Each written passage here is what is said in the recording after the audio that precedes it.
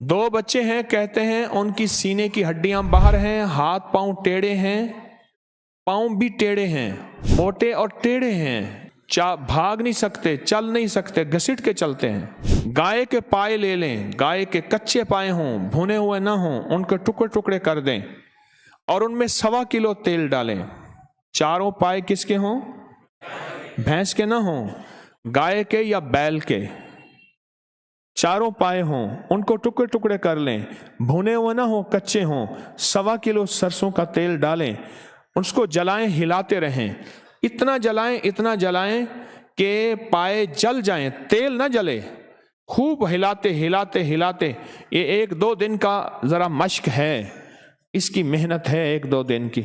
जब सारे पाए जल जाएं, उस तेल को रख दें, ठंडा हो, उसको निचोड़ लें, कपड़े से छान लें। वो शख्स जिसकी हड्डियां जुड़ गई हों, जिसके जोड़ जुड़ गए हों, फाले से चल ना सकता हो, जिस्म मुंजमद हो गया हो, माजूर हो गया हो, उसको मुस्तकिल मालिश कराएं, आप कपड़ा बांधे, ठंडी हवा ना लगे।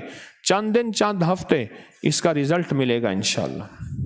लोगों को अपनी यूट्यूब चैनल हर वक्त सब्सक्राइब कराएं। आप दूसरों के लिए सदका जारिया बनेंगे, अल्लाह पहले आपकी मुसीबत टालेगा।